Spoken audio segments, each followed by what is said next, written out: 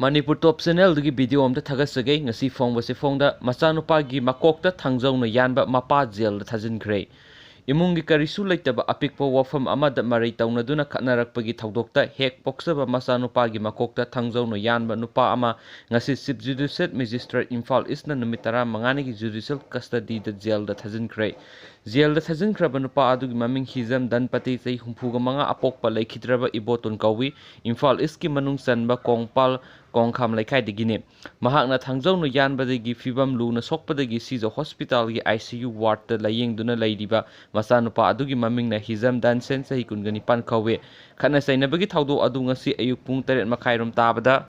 थोखिबनि हाइदि थौदो अदुगी मतुंगदा धनपति मसाना पुरोंपाट पुलिस स्टेशन द सरेंडर तौररबा मतुंगदा पुलिसना फजिनबगा लोइनना महाकना हाइदोरकपदगी थौदो अदुदा सिजिनखिबा थंगजौ अदुसु पुलिसना थौदो थोकफमदगी लखटख्रे हाइना पावगी लिखुन अमना फोंदोरकले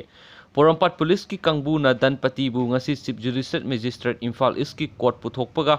लोइनना एपीपी की खुथांगदा केस की आयोना एक्यूज असिबु पुलिस कस्टडी द रिमांड पिबिनबा हाइजरखि आयोगी वरोल तारबा मतुंगदा कोर्टना धनपति बु नुमित 15 की जुडिशियल कस्टडी द रिमांड पिखि मैम पागब सोखि बियोर संगपिगनि थैंक यू